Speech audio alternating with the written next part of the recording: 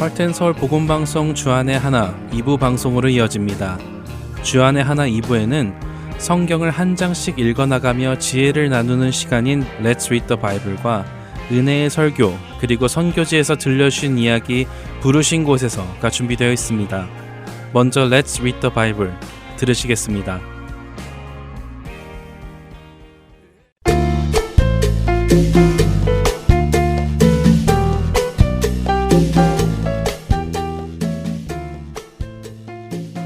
애청자 여러분 안녕하세요. Let's Read the Bible 진행의 이세진입니다. 이사야 선지자는 50여 년 정도 남유다에서 활동한 선지자로 그 긴 시간 동안 구원의 말씀과 메시아에 대한 예언도 선포하였습니다. 특히 이사야는 다른 어떤 선지자들보다 구원으로 오실 메시아 예수님에 대한 예언을 많이 한 것으로 알려졌죠. 우리에게 잘 알려진 그러므로 주께서 친히 징조를 너희에게 주실 것이라. 보라, 처녀가 잉태하여 아들을 낳을 것이요.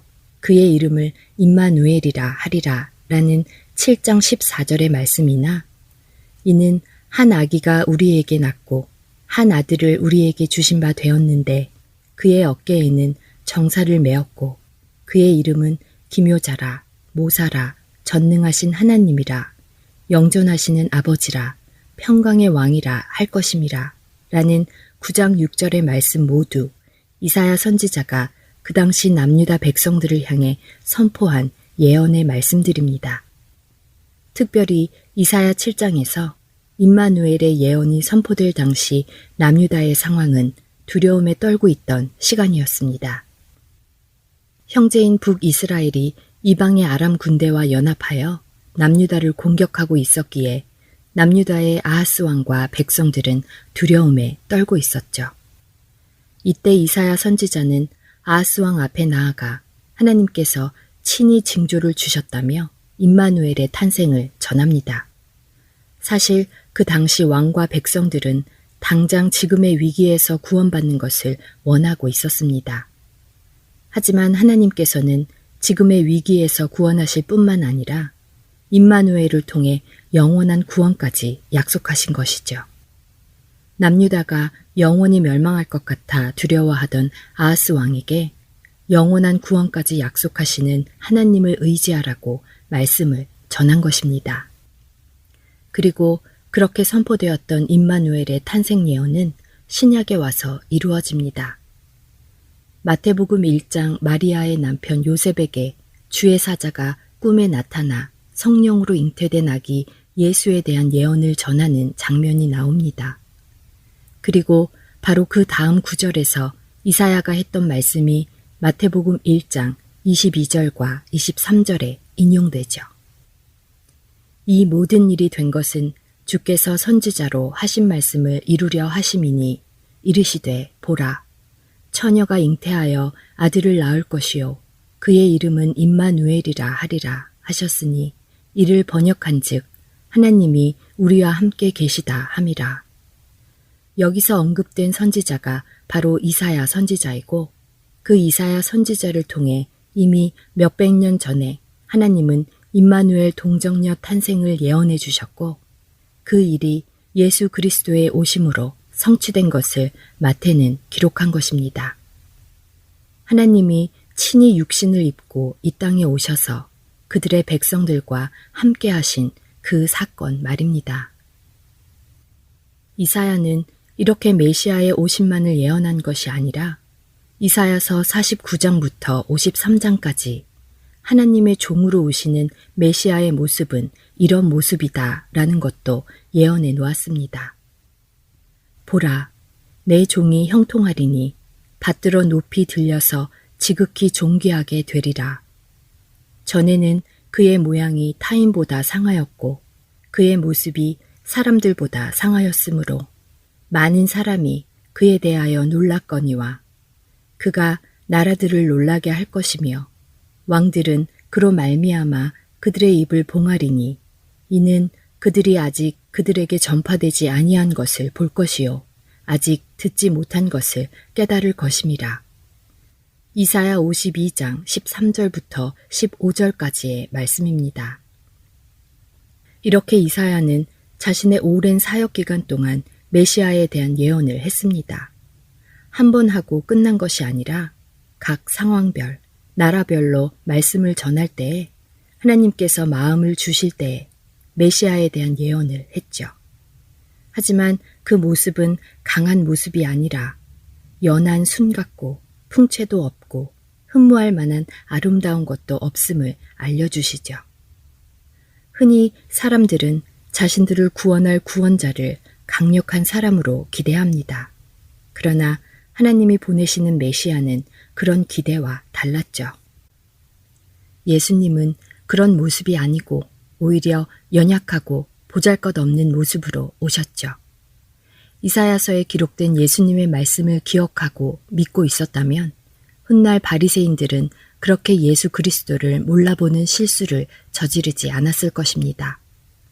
우리도 말씀을 통해 성경이 말씀하시는 구원자의 모습을 올바로 알기를 원합니다. Let's read the Bible. 이사야 53장 1절에서 12절까지의 말씀을 읽겠습니다. 우리가 전한 것을 누가 믿었느냐? 여호와의 팔이 누구에게 나타났느냐? 그는 주 앞에서 자라나기를 연한 순 같고 마른 땅에서 나온 뿌리 같아서 고운 모양도 없고 풍채도 없은즉 우리가 보기에 흠모할 만한 아름다운 것이 없도다. 그는 멸시를 받아 사람들에게 버림받았으며 강고를 많이 겪었으며 질고를 아는 자라. 마치 사람들이 그에게서 얼굴을 가리는 것 같이 멸시를 당하였고 우리도 그를 귀히 여기지 아니하였도다. 그는 실로 우리의 질고를 지고 우리의 슬픔을 당하였거늘 우리는 생각하기를 그는 징벌을 받아 하나님께 맞으며 고난을 당한다 하였노라. 그가 찔림은 우리의 허물 때문이요 그가 상함은 우리의 죄악 때문이라. 그가 징계를 받음으로 우리는 평화를 누리고 그가 채찍에 맞음으로 우리는 나음을 받았도다. 우리는 다 양 같아서 그릇 행하여 각기 제 길로 갔거늘 여호와께서는 우리 모두의 죄악을 그에게 담당시키셨도다. 그가 곤욕을 당하여 괴로울 때에도 그의 입을 열지 아니하였으며 마치 도수장으로 끌려가는 어린 양과 털 깎는 자 앞에서 잠잠한 양같이 그의 입을 열지 아니하였도다. 그는 곤욕과 신문을 당하고 끌려갔으나 그 세대 중에 누가 생각하기를 그가 살아있는 자들의 땅에서 끊어짐은 마땅히 형벌받을 내 백성의 허물 때문이라 하였으리요. 그는 강포를 행하지 아니하였고 그의 입에 거짓이 없었으나 그의 무덤이 악인들과 함께 있었으며 그가 죽은 후에 부자와 함께 있었도다. 여호와께서 그에게 상함을 받게 하시기를 원하사 질고를 당하게 하셨은즉 그의 영혼을 속건 제물로 드리기에 이르면 그가 씨를 보게 되며 그의 날은 길 것이요 또 그의 손으로 여호와께서 기뻐하시는 뜻을 성취하리로다. 그가 자기 영혼에 수고한 것을 보고 만족하게 여길 것이라. 나의 의로운 종이 자기 지식으로 많은 사람을 의롭게 하며 또 그들의 죄악을 친히 담당하리로다. 그러므로 내가 그에게 존귀한 자와 함께 몫을 받게 하며 강한 자와 함께 탈취한 것을 나누게 하리니 이는 그가 자기 영혼을 버려 사망에 이르게 하며 범죄자 중 하나로 헤아림을 받았음이니라.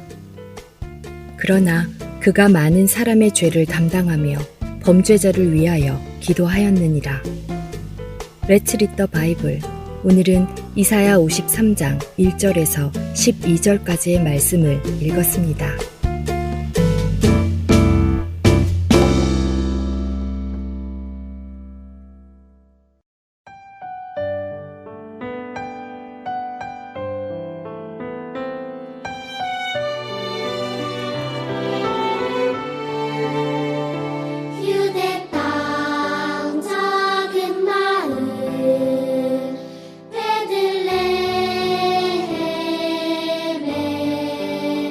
사랑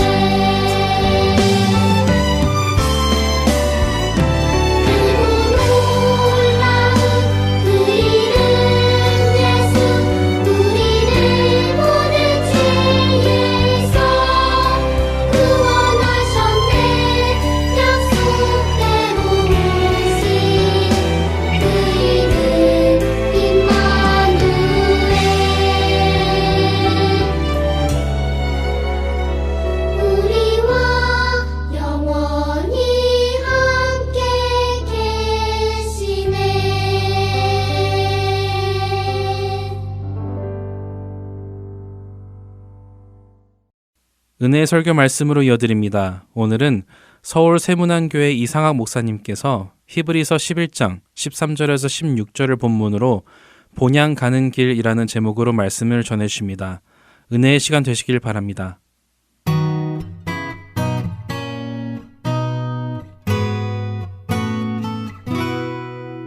히브리서 11장 13절부터 16절까지의 말씀입니다. 이 사람들은 다 믿음을 따라 죽었으며 약속을 받지 못하였으되 그것들을 멀리서 보고 환영하며 또 땅에서는 외국인과 나그네임을 증언하였으니 그들이 이같이 말하는 것은 자기들이 본향 찾는 자임을 나타냄이라. 그들이 나온 바 본향을 생각하였더라면 돌아갈 기회가 있었으려니와 그들이 이제는 더 나은 본향을 사모하니 곧 하늘에 있는 것이라. 이러므로 하나님이 그들의 하나님이라 일컬음 받으심을 부끄러워하지 아니하시고 그들을 위하여 한 성을 예비하셨느니라. 아멘.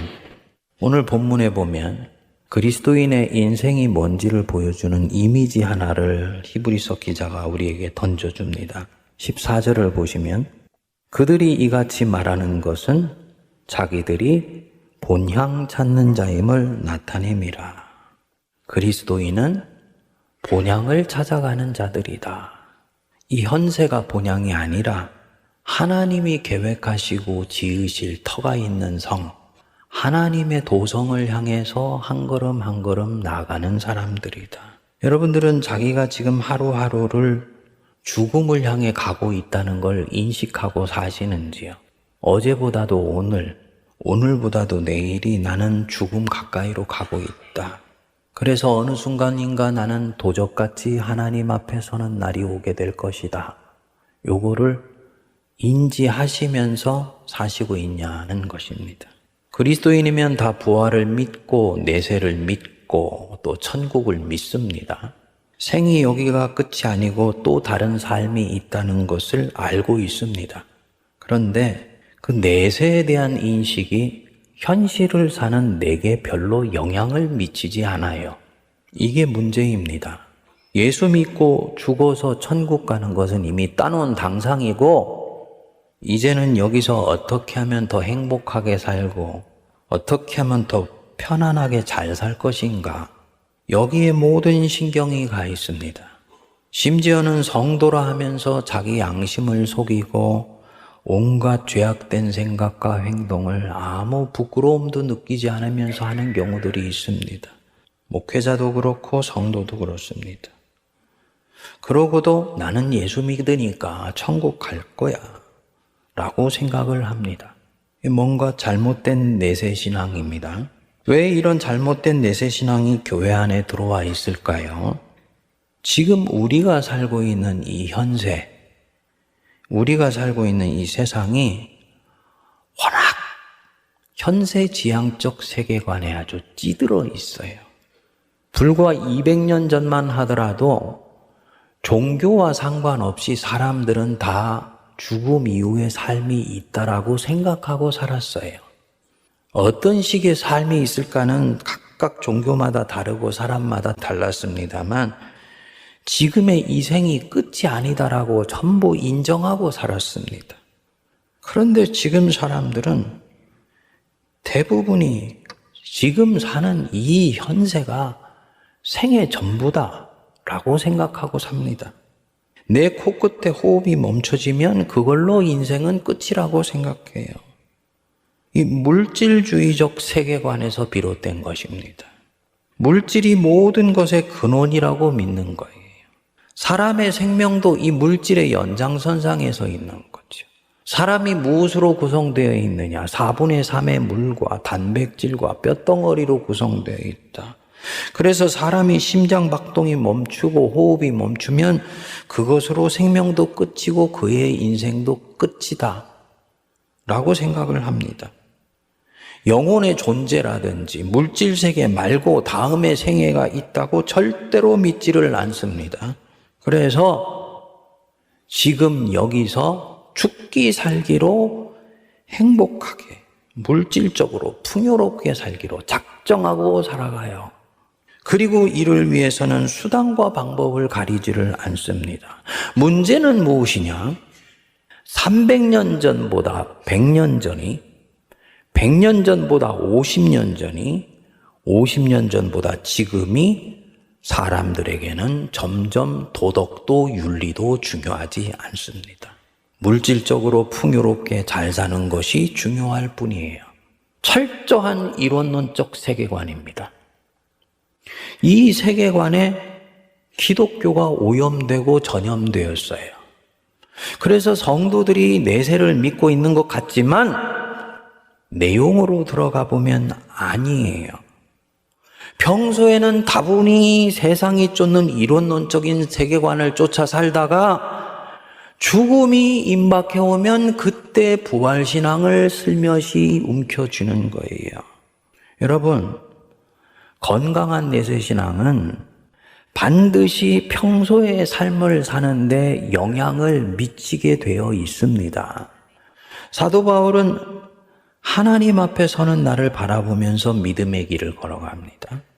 종말의 때 그리스도 안에서 자기가 발견되는 날이 반드시 올 것이다. 그렇기 때문에 그날을 내가 기억하고 그날을 바라보면서 지금 여기에서 세상 사람들이 쫓아가는 그 인생의 레이스에 나를 밀어넣지 않고 내 손에 움켜진 것을 내려놓을 수 있다는 거예요.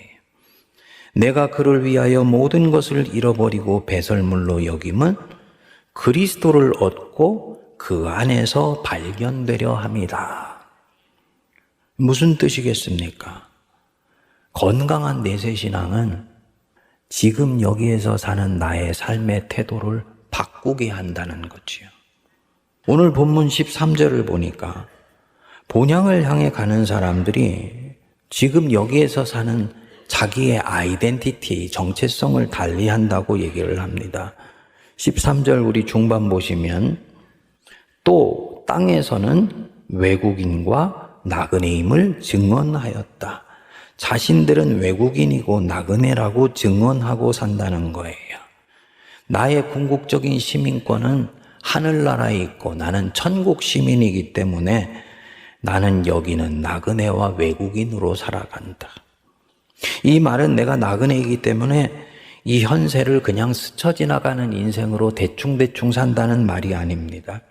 외국인이기에 지금 이 나라에서 일어나는 일은 나하고는 상관없어 하고 현실의 문제나 모순을 고개 돌리고 산다는 말이 아니에요. 오히려 정반대입니다.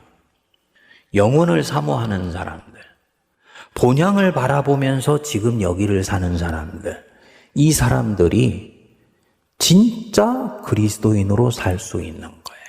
이들은 이곳에서의 삶을 누구보다도 사랑하고 기뻐합니다.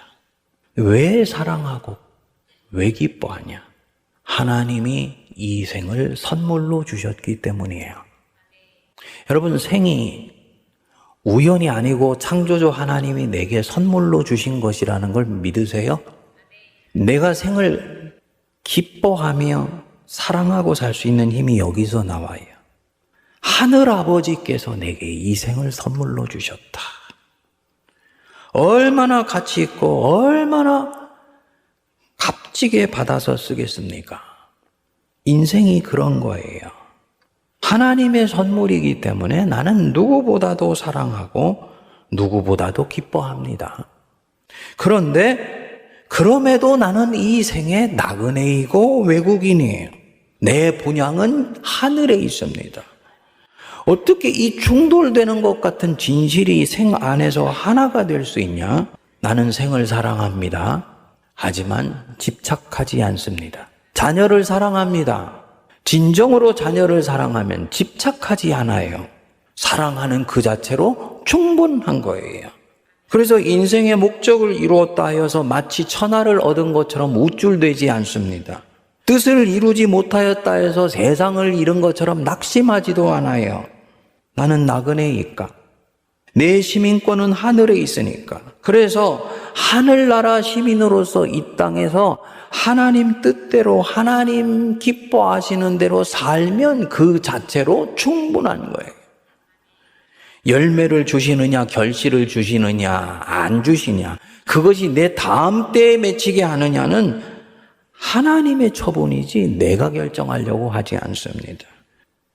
이 생은 주님이 주신 선물이기 때문에 기뻐하면서 감사하되 나는 이 생의 결과물에 집착하지 않습니다. 어떤 상황에서도 영원을 바라보면서 계속 믿음의 걸음을 걸어가요. 이게 다 해석은 안 했습니다만 아브라함이 본향을 바라보면서 믿음의 걸음을 걸어간 핵심 내용이에요. 세상 사람들 기준에 잘 못 되는 것 같이 보일 때 있지요. 스데반이 돌에 맞아 결국은 죽었어요. 세상 사람들 보기에는 비참한 상황입니다. 그런데 하나님은 그것을 허락하셨어요. 그때 그 사람의 인생에서는 그것은 하나님의 나라를 위해 꼭 필요한 것이기 때문에, 복음을 위해 좋은 것이기 때문에 그래요. 초짜 신앙일 때는 이런 자기의 현실을 불행하게 느낍니다. 신앙이 자라가게 되면 그렇게 되는 것도 좋은 것이라고 믿어요. 나도 이제 하나님을 사랑하기 때문이에요. 하나님 앞에 갔을 때 주님이 내 걸음을 어떻게 보시느냐가 이 땅에서 내가 어느 정도의 영향력과 힘을 갖느냐보다 훨씬 중요하다는 걸 말씀드리는 것입니다. 여러분, 우리는 본향을 향해 가는 사람들이라는 거 절대로 잊지 마십시다. 여기가 우리 거쳐가는 것이고 우리는 더 온전하고 영원한 곳을 향해 가는 사람들이라는 것 잊지 마십시다. 예수 믿고 구속고 죄사함 받았기에 이제 천국 가는 것은 따놓은 당상이다, 이렇게 생각하면서 아니라면 안 돼요. 그건 마귀의 술책이에요. 하나님은요, 우리의 행위에 대해서도 평가하세요. 요한계시록 20장 12절에 보면 이런 말씀이 나옵니다. 또 내가 보니 죽은 자들이 큰 자나 작은 자나 그 보좌 앞에 서 있는데 책들이 펴 있고 또 다른 책들이 펴졌으니 곧 생명책이라. 이 생명책은요, 예수 믿냐 안 믿냐를 보고 그 이름을 기록해 놓은 책이에요. 예수를 인격적으로 영접한 분들은 다 그 이름이 이 생명책에 기록되어 있어요. 저와 우리 성도님들의 이름 이 생명책에 기록되어 있는 줄 믿습니다. 그런데 그 옆에 또 다른 책이 있다 그랬잖아요. 죽은 자들이 자기 행위에 따라 책들에 기록된 대로 심판을 받으니, 여기에 이 책은 책이 아니고 책들이에요. 생명책은 헬라어로 보면 단행본, 단수입니다. 여기에 행위에 따라 기록된 책은 복수, 책들입니다. 다른 책이라는 얘기예요.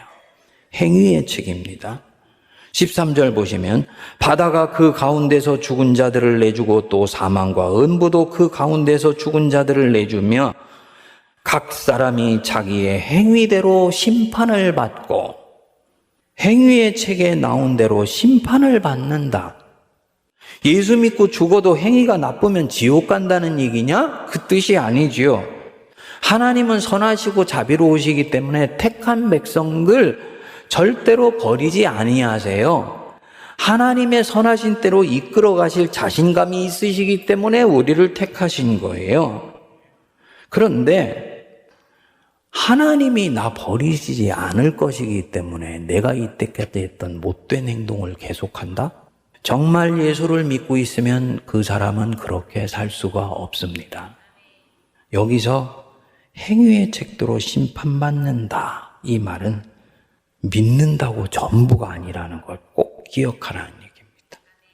그 행위에 따른 심판이 어떤 것인지는 요한계시록이 자세히 얘기하지 않습니다. 다만 어떤 자는 하얀 세마포 옷을 입고, 오늘날로 치면 비단의 밍크옷 입고 하나님 앞에 서는 자가 있는가 하면, 어떤 자는 벌거벗은 부끄러운 모습으로 구원을 받는 자도 있다. 이렇게만 말씀을 내놨어요. 우리 모두 하얀 세마포 옷을 입고 하나님 앞에 아름다운 모습으로 설 수 있게 되기를 기도합니다. 하나님 백성답게 본향을 바라보면서 이 땅을 살 때 그 삶이 가능합니다. 그래서 그것 때문에 때로는 오해도 받고 핍박도 받고 예수 믿은 것 때문에 더 부자 될 수 있었는데 좀 덜 부자가 되기도 하고 또 스스로 가난을 선택해서 살기도 하고 그런데 결국은 이것 때문에 더 큰 상을 받는 것. 이게 내세 신앙이에요. 이런 면에서 이 생이 끝이 아니고 죽음 후에 다음의 생이 있다는 것은 성도에게는 복음 중에 복음입니다. 이 생에서 주님 위해 살았는데 때때로 다 못 돌려왔고 죽는 일이 얼마나 많습니까? 인생이 불공평한 거 아니냐? 때때로 인생은 불공평해요. 인생이 때로는 불공평하고 역사는 강자의 게임 놀이터 같은 경우가 있다고요. 하지만 하나님은 공의로우시다. 행위책에 기록하셔서 다 상을 주시고 다 필요할 때는 벌을 내리신다. 주님이 양과 염소에 비유해서 양에게 말씀하시지 않습니까? 내가 줄일 때 너희가 먹을 것을 주었고 목마를 때 마시게 하였고 나그네 되었을 때 영접하였고 헐벗을 때 옷을 입혔고 병들었을 때 돌보았고 옥에 갇혔을 때 와서 보았느니라. 이 말을 들은 사람이 깜짝 놀랍니다. 제가 언제 주님을 그렇게 아름답게 섬겼나이까? 주님이 말씀합니다.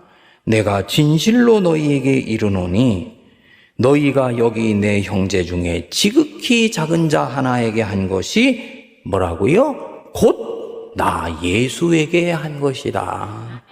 지극히 작은 자 섬겼냐? 그래서 그때 섬길 때는 아무도 네가 그렇게 하는 거 모르고 있었지?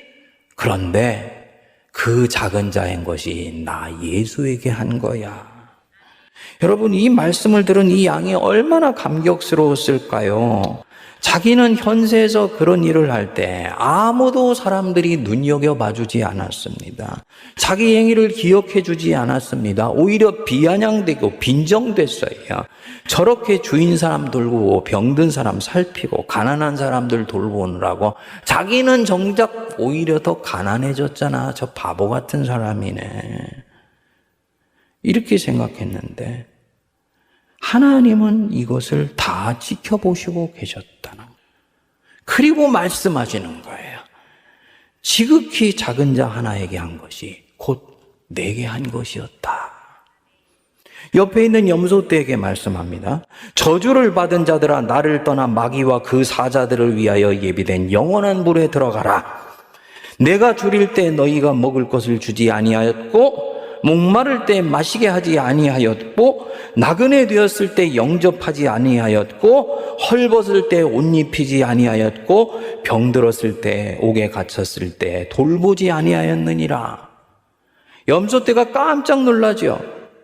자기들이 언제 주님을 그렇게 함부로 대했냐는 거예요. 주님이 말씀하세요. 내가 진실로 너희에게 이르노니 지극히 작은 자 하나에게 하지 아니한 것이 곧 내게 하지 아니한 것이리라. 그리고 여기서 인생의 마지막 결론이 내려집니다. 그들은 영벌에 의인들은 영생에 들어가리라 하시니라. 현세에서 양들은 자기들이 바보스럽게 산다고 생각했어요. 하나님 나라 시민이기 때문에 주님 뜻대로 약한 자들을 살피고 돌봤어요. 하나님 나라 시민이기 때문에 선을 행하며 끝까지 살아냈어요. 그리고 옆에 있는 염소떼를 봐요. 염소떼들은 그 가진 불로 다른 양들을 치받기도 하고 자기 영역을 만들기 위해서 뿔로 양들을 밀어내기도 해요. 보니까 저들은 자기들만을 위해서 살아가요. 그리고 점점 큰 부를 쌓아가면서 그 부로 세상을 호령하면서 살아가요. 누구도 그것을 제재하지 않아요. 세상은 강자들의 것이구나. 염소떼들이 똑똑한 거 아니야. 그런데 코끝에 호흡이 멈추고 나서 그게 생의 종결인 줄 알았는데 세상에 또 다른 생이 기다리고 있을 줄이야. 바로 심판주 하나님이 인생을 둘로 가르는 셈입니다. 저 염소떼들은 영벌로, 의인들은 영생에 들어가게 하라. 좀 무거운 질문 드립니다.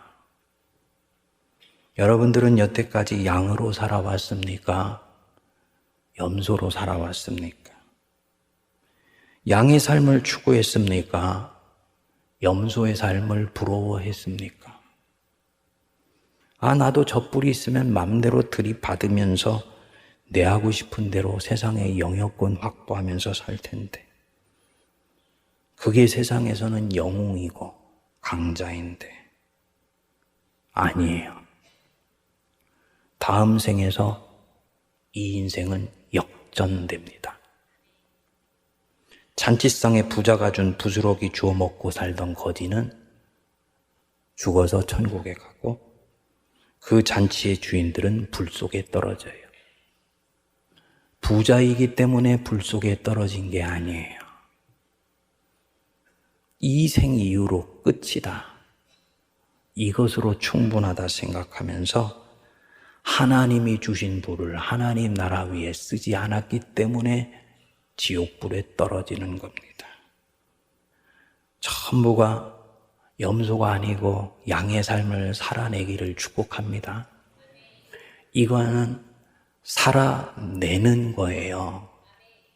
세상은 염소의 삶을 유혹하지만 양은 양의 삶을 살아내는 거예요. 내가 너희를 보냄이 양을 이리떼 가운데 보낸과 같다. 주님은 때때로 세상이 얼마나 이리떼와 염소떼로 가득 넘쳐져 있는지 아세요. 그곳에 주님이 우리를 양으로 보내세요. 왜냐? 양으로 살아도 생존할 수 있으며 양으로 살았을 때 결국은 이 세상에 하나님의 나라가 오게 할 수 있기 때문입니다. 여러분, 물질주의적 이론론의 이 마귀에 속지 마십시오. 한 번 살고 죽는 것은 사람에게 정하신 것이요, 그 뒤에는 심판이 있으리라. 누가 뭐라 그래도 성도는 본향을 바라보면서 믿음의 걸음을 걸어가야 됩니다. 그래서 행위의 책에 내 크고 작은 아름다운 기록들이 가득 넘쳐서 하나님 앞에 갔을 때 착하고 충성된 종아, 너 정말 수고했다. 이 한마디에 내 속에 있었던 저 생애성의 응어리와 한과 눈물들이 완전히 녹아져 내리고 우리 눈에 눈물을 닦아주시는 하나님 때문에 감사와 찬양과 영광 올려드린 성도들 되시기를 바랍니다. 기도하겠습니다. 하나님, 본향을 바라보며 본향을 추구하며 본향을 향하여 집요하게 믿음의 걸음을 걸어가게 하여 주시옵소서. 때로는 세력을 얻기도 하며 때로는 세력을 잃기도 하며 때로는 다수가 되기도 하며 때로는 소수가 되기도 하며 하나님 때문에 때로는 바보 취급을 받기도 하나 우리는 오직 하나님과 그분의 나라를 신실하게 추구하며 하나님이 계신 그 도성을 향해 나가게 하여 주시옵소서. 이 믿음을 가진 자들에게 주님이 우리 앞에 어느 날 나타나셔서 착하고 충성된 종아, 내가 정말 수고하였다. 하늘나라의 큰 잔치에 참여하라. 말씀 듣게 하시고 어김없이 상 주시며 어김없이 공의를 베푸시는 하나님께 영광 올려드리게 하옵소서.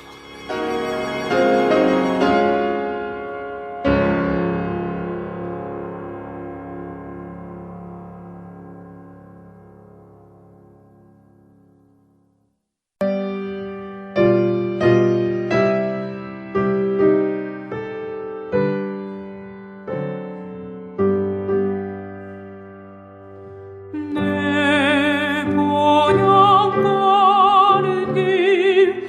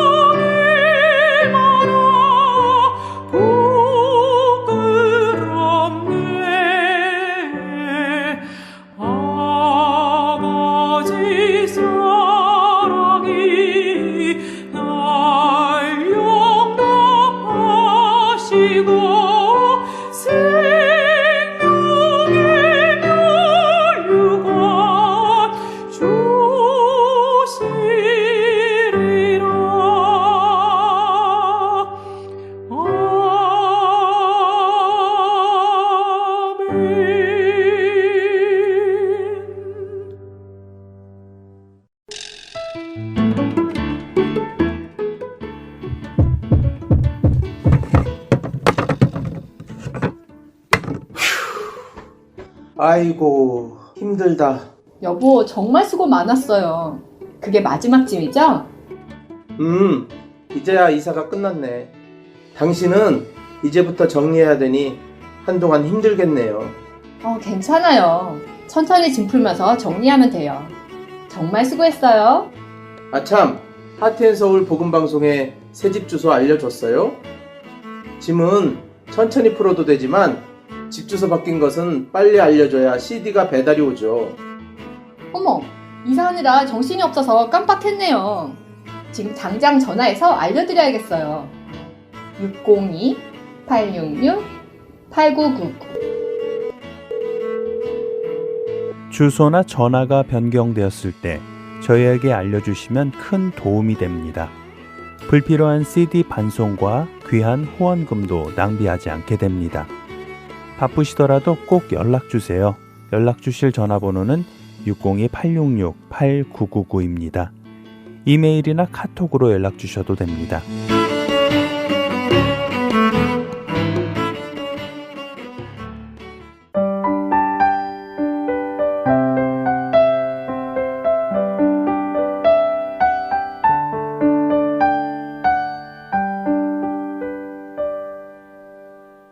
계속해서 부르신 곳에 서로 이어집니다.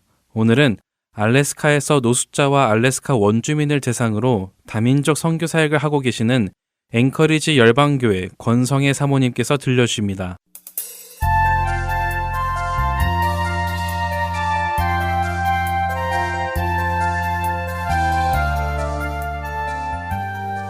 듀얼 아이덴티티, 하나님의 딸 그리고 하나님의 종.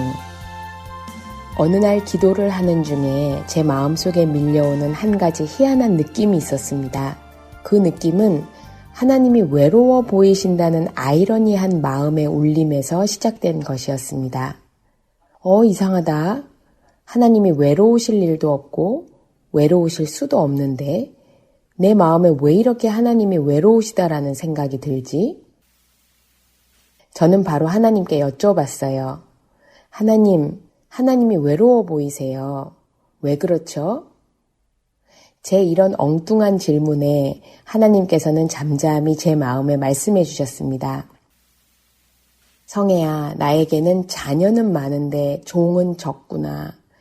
나에게 이거 해달라 저거 해달라라고 하는 자녀들은 많은데 나와 함께 일해줄, 내가 마음 놓고 나의 일을 믿고 맡길 일꾼이 많지 않구나. 그런데 성애야, 너는 나의 일꾼이 되어줘 고맙다 하시는 거예요.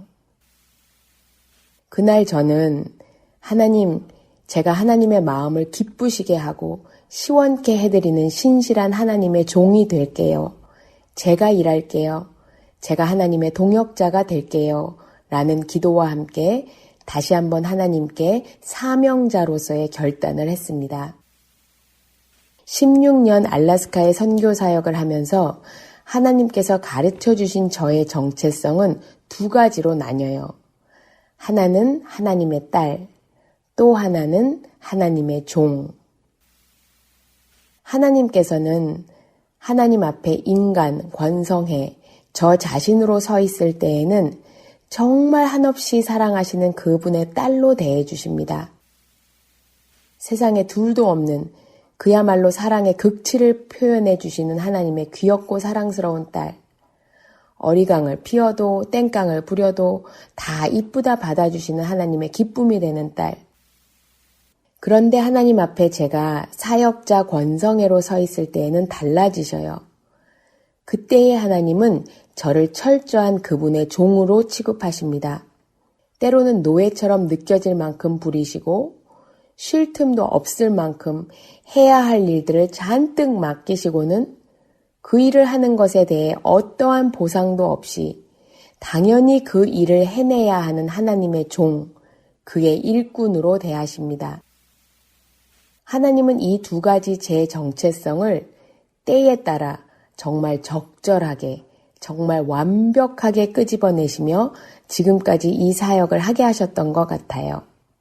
그 중에 철저히 그의 종으로, 그의 손과 발로 사용하셨던 때가 생각나는데 그때를 되돌아보면 어떻게 그 시간들을 지내왔나 싶지만 결국은 그 종으로서의 일을 감당하는 것 역시 하나님께서 하게 하신 거였구나라는 고백이 절로 나옵니다. 그러기에 그 종을 자처할 수 있는 것 같아요. 결국 일하게 하시는 이도 하나님이시기에. 2022년 1월 2일 새해 첫 주일은 저희 열방교회로서는 잊을 수 없는 역사의 한 페이지를 기록한 날이었어요. 새해 첫 주일, 기온 섭씨 영하 22도, 유난히 춥고 바람도 거세게 불어 저희 성도님들이 이런 날씨에 잘 걸어오실 수 있을까 하는 생각을 하며 교회로 향했어요. 1시 45분쯤에 식사 준비팀과 차량 봉사팀, 그리고 몇몇 청소년, 청년 스태프들이 3시 예배를 준비하며 각자 맡은 위치에서 부지런히 사역을 감당하고 있었어요. 그런데 갑자기 누군가 워러라고 외쳤고 다들 무슨 일인가 싶어 각자 일하던 곳에서 1층 로비 쪽으로 나오는데 그때부터 이곳 저곳 천장에서 물이 쏟아지기 시작했어요. 곳곳에서 물이 쏟아져 내리는데 꼭 교회 내부에서 폭포수를 보고 있는 것 같았습니다. 그 쏟아져 내리는 물을 막을 길도 받아낼 방법도 전혀 없이 그저 물을 바라보면서 어떻게 하지? 어떻게 하면 되는 거지? 하며 그야말로 패닉 상태가 되었습니다. 감사하게도 그 긴급한 상황 속에서 송몽주 선교사와 조나단이라는 스텝이 아주 침착하게 이 모든 상황을 진두지휘하기 시작했어요.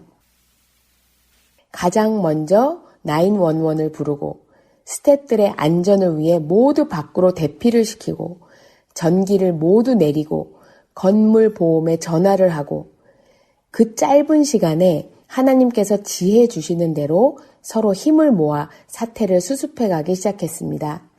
911에 전화한 지 5분도 채 되지 않았을 때 소방차가 도착을 해주었고 오자마자 한 팀은 물이 터진 근원을 찾아 수습을 하고 다른 한 팀은 쏟아져 내려 이미 각층 중앙 부분 바닥에 3, 4인치 정도 차버린 물들을 제거하는 데 힘을 쏟았습니다. 소방관 대장이 와서 물이 터진 근원을 얘기해 주는데 교회 건물 제일 옥상에 위치한 보일러실에 있는 스프링클러 파이프가 동파했다는 거예요. 그날따라 유난히 더 춥고 안 불던 바람도 세게 불었는데 스프링클러 파이프가 그 추위와 바람을 견디지 못했던 것이었습니다. 일반 파이프가 아닌 몇백 갤론이나 되는 많은 양의 물을 강한 압력을 유지한 상태로 저장하고 있는 스프링클러 파이프가 터졌으니 그것도 가장 옥상에 있던 파이프가 터졌으니 이렇게 급작스럽게 많은 양의 물이 한꺼번에 교회 중앙 부분을 모두 휩쓸고 간 것이었어요. 이렇게 파이프가 터졌을 때 교회 안에 사람이 아무도 없었으면 어떻게 할 뻔했는가. 한 달 전에 스프링클러 점검을 하면서 그 안에 들어있던 더러운 물을 다 빼내고 다시 깨끗한 물로 채워 넣었었는데 그 작업을 안 했다면 그래서 지금 교회 구석구석 더럽고 냄새나는 물이 휩쓸고 갔으면 어쩔 뻔했는가. 성도님들이 다 모인 상태에서 예배 시작 후에 이런 일이 벌어졌으면 그때는 또 어떻게 할 뻔했는가. 정말 생각하면 할수록 만약 우리 교회에 지금 이 일이 반드시 꼭 일어났어야만 했다고 한다면 그야말로 퍼펙트 타이밍에 일어난 것이라고 밖에는 설명할 수가 없었어요. 그렇게 소방관분들과 스프링클러 수리팀 그리고 열방교회 스태프들이 모두 한마음 한뜻이 되어 그날의 긴급한 상황을 넘겼습니다. 그러나 진짜 일의 시작은 그 다음부터였어요.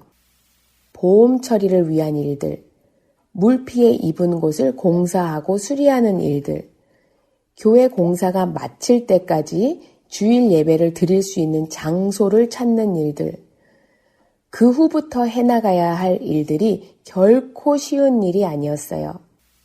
아직도 그 주일에 소방관 대장이 한 말이 기억나는데 그분 말이 앞으로 보험 처리며 보수공사며 다시 시청으로부터 이 건물을 사용할 수 있다는 펄밋을 받기 위한 물난리 피해 관련 각종 인스펙션을 받는 일이며 적어도 1년 정도는 교회를 클로즈해야 할 것이라고 했었어요.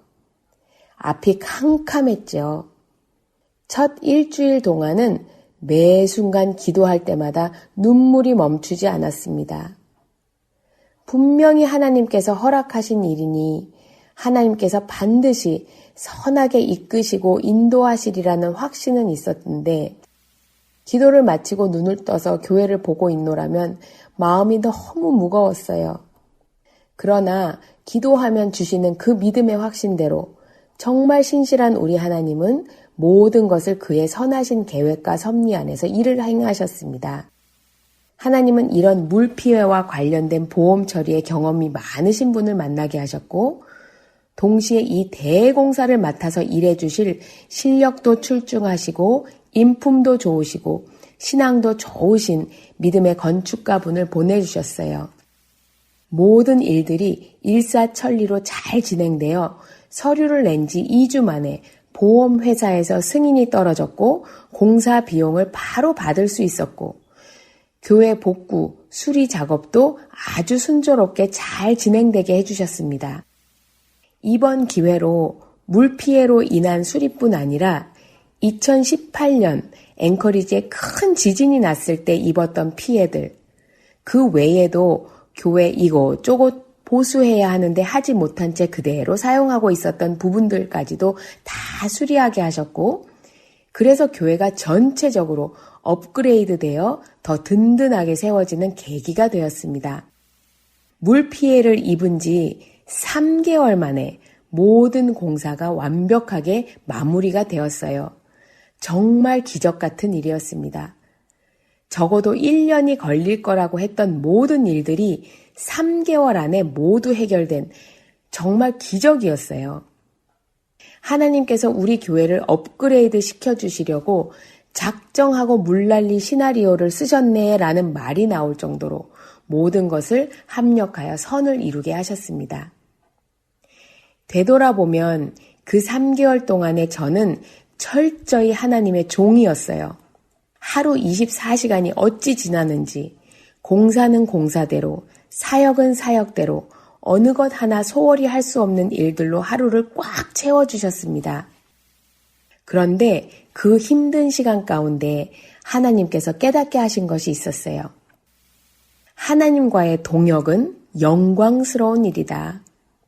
하나님 나라를 위해 그의 일을 맡겨주시는 것은 정말 몸둘 바 모를 정도로 감사한 일이다. 왜냐하면 그 자리에 있어야만 보고 느끼고 경험하고 체험할 수 있는 특별한 하나님의 역사와 은혜가 있기 때문입니다. 그리고 그의 몸된 교회를 위해 일하시는 내가 종으로서 일하는 것과 비교할 수 없는 가장 낮은 종처럼 쉬지 않고 일하시는 하나님의 열심을 뼈저리게 볼 수 있기 때문입니다. 하나님의 딸, 하나님의 종, 저는 이 두 정체성을 사랑해요. 그리고 얼마나 자랑스럽고 감사한지 몰라요. 지금도 힘들어하는 것 같으면 딸로 부르셨다가 괜찮은 것 같으면 철저히 노예로 부르셨다가 정말 저를 가장 잘 아시는 하나님께서 그때 하나님의 뜻대로 저를 인도하셔서 사용하심에 감사할 뿐입니다. 그저 하나님께 이런 모습 저런 모습으로 붙어있게 하심이 가장 행복한 것 같아요. 저는 하나님을 외롭게 해드리고 싶지 않아서 오늘도 그분의 일꾼으로 순종하는 자리에 서 있게 해달라고 기도합니다. 왜냐하면 그 순종도 제 스스로는 할 수 없는 영역이기 때문에 그래요. 그리고 맡은 자에 구할 것은 충성이라고 하셨기에 그 충성도 구합니다. 그것이 성령의 열매이기 때문에 그래요. 하나님의 자녀여 종이었던 바울이 나의 나된 것은 하나님의 은혜로 된 것이니 내게 주신 그의 은혜가 헛되지 아니하여 내가 모든 사도보다 더 많이 수고하였으나 내가 한 것이 아니요 오직 나와 함께 하신 하나님의 은혜로라 라고 고백한 것이 어떤 의미인지 오늘을 사는 하나님의 딸이요 종인 저에게도 조금씩 더 깊게 깨닫게 하실 하나님을 찬양하고 지금 이 순간에도 사랑하는 내 딸아, 사랑하는 내 종아 불러주시는 주님께 감사드리며 앞으로의 모든 삶과 사역 속에서도 앞서 행하시는 하나님을 잘 따라갈 수 있도록 우리 가운데 역사하실 성령님을 의지하며 나아갑니다. 할렐루야.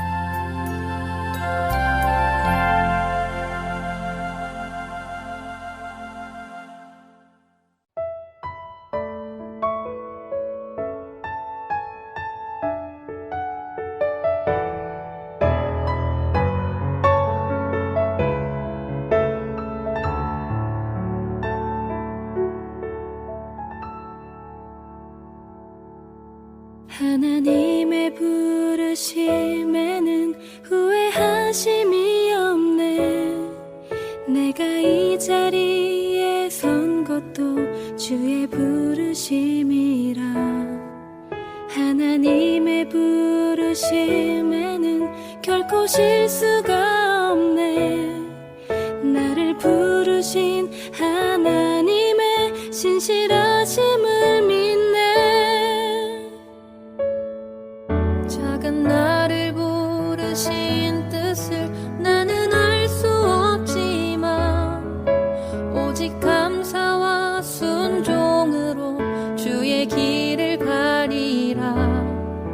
때론 내가 연약해져도 주님 날 도우시니 주의 놀라운 그 계획을 나는 믿으며 살리. 날 부르신 뜻 내 생각보다 크고 날 향한 계획 나의 지혜로 증량 못하나 가장 좋은 길로 가장 완전한 길로 오늘도 날 이끄심이네.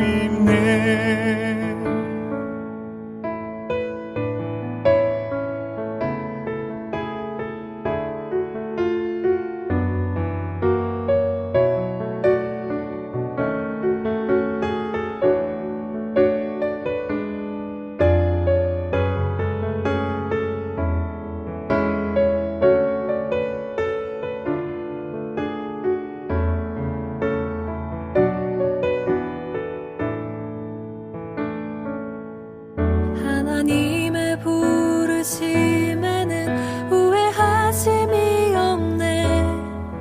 내가 이 자리에 선 것도 주의 부르심이라. 하나님의 부르심에는 결코 실수가 없네. 나를 부르신 하나님의 진실하심을 믿네. 작은 나를 부르신 뜻을 나는 알 수 없지만 오직 감사와 순종으로 주의 길을 가리라. 때론 내가 연약해져도 주님 날 도우시니 주의 놀라운 그 계획을 나는 믿으며 살리. 날 부르신 뜻 내 생각보다 크고 날 향한 계획 나의 지혜로 증량 못하나 가장 좋은 길로 가장 완전한 길로 오늘도 날 이끄심이네.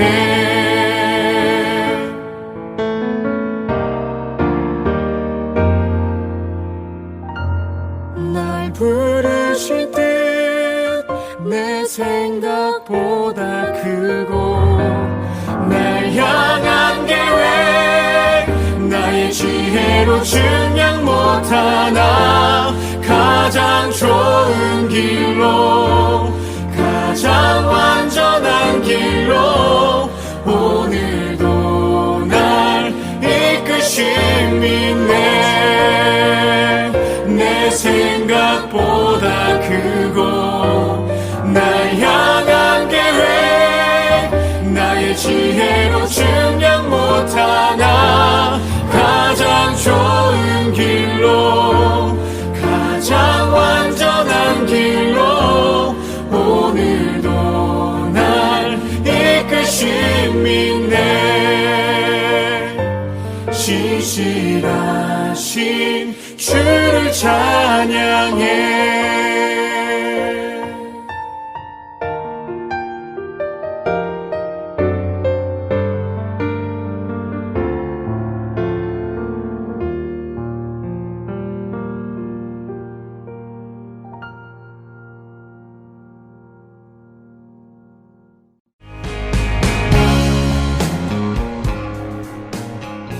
주안의 하나 2부 준비된 순서를 마치고 계속해서 주안의 하나 3부로 이어집니다.